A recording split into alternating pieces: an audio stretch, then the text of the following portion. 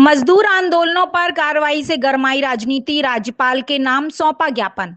मथुरा में भारतीय communist party के जिला पदाधिकारियों ने महामहिम राज्यपाल को संबोधित एक ज्ञापन जिलाधिकारी के माध्यम से सौंपा। इस ज्ञापन में प्रदेश सरकार पर जन आंदोलनों को दबाने और लोकतांत्रिक अधिकारों का हनन करने का आरोप लगाया गया है। पार्टी नेताओं ने कहा कि प्रदेश में विभिन्न संगठनों और राजनीतिक दलों द्वारा जनता की जायज मांगों को लेकर किए जा रहे शांतिपूर्ण धरना प्रदर्शनों को रोका जा रहा है और प्रशासन द्वारा दमनात्मक कार्रवाई की जा रही है। ज्ञापन में खासतौर पर नोएडा समेत अन्य क्षेत्रों में मजदूरों की वेतन वृद्धि और श्रम कानून लागू करने की मांग को लेकर चल रहे आंदोलनों का जिक्र किया गया है। पार्टी का कहना है कि इन आंदोलनों पर दमन करने के बजाय उनकी मांगों को स्वीकार किया जाना चाहिए।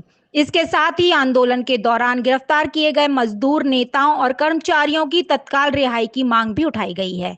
आरोप है कि प्रदेश में राजनीतिक दलों के नेताओं पर गिरफ्तारी, हाउस अरेस्ट और फर्जी मुकदमे दर्ज करने जैसी कार्रवाई बढ़ रही है, जिस पर रोक लगनी चाहिए। सीपीआई ने राज्यपाल से पूरे मामले में हस्तक्षेप कर सरकार को उचित दिशा निर्देश देने की मांग की है। अब देखना होगा कि इस ज्ञापन पर प्रशासन क्या कदम उठाता है। डीएम कार्यालय पे आए हैं, क्या है पूरा मामला?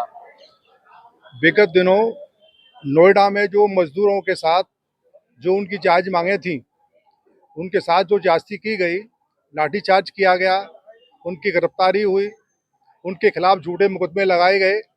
इन तमाम जो समस्या हैं मजदूरों की, उनको लेकर विगत दिनों वामपंथी पार्टियों की लखनऊ में मीटिंग हुई थी और उसमें तय किया गया था कि पूरे सूबे के अंदर नोएडा के मजदूरों के साथ हमदर्दी व्यक्त करने के लिए ज्ञापन दिया जाएगा, जिसमें उन मांगों का उल्लेख किया जाएगा जिसमें मजदूरों को न्यूनतम मजदूरी 28,000 रुपये देने, उनकी नौकरियों को परमानेंट किए जाने और उनके पीएफ वगैरह और जो सरकार द्वारा दे छुट्टियां होती हैं, उनकी व्यवस्था किए जाने की मांगों को लेकर हम लोग ज्ञापन दें।